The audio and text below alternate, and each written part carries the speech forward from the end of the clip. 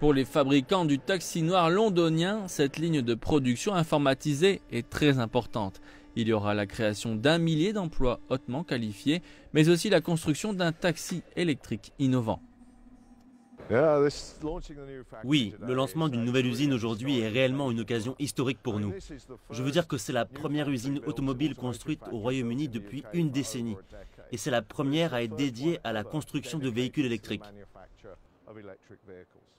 Et c'est important car dans les rues de Londres, les fumées toxiques de la grande flotte de taxis noirs roulant au diesel participent au niveau de pollution élevé.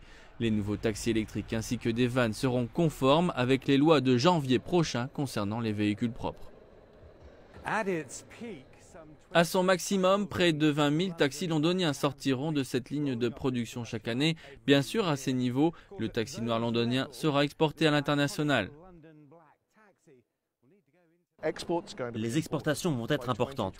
D'ici 2020, nous devrions avoir 50% de notre production qui partira à l'étranger. Nous ne pouvons pas, après cet investissement, nous permettre d'être juste une compagnie pour un produit, un seul marché. Autre bonne nouvelle pour l'industrie automobile britannique, puisque le gouvernement offrira une subvention de 10 000 $ pour tous les chauffeurs londoniens qui se tournent vers les véhicules propres. Cette usine ne serait pas ici, ouverte aujourd'hui, sans notre leadership et notre détermination de longue date à être des leaders dans la recherche et le développement de nouvelles technologies.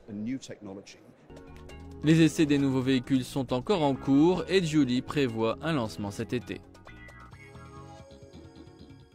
Geely en chinois signifie chance et il en faut au moins un peu pour toute nouvelle entreprise, mais cet apport de 400 millions de $ sera certainement un atout.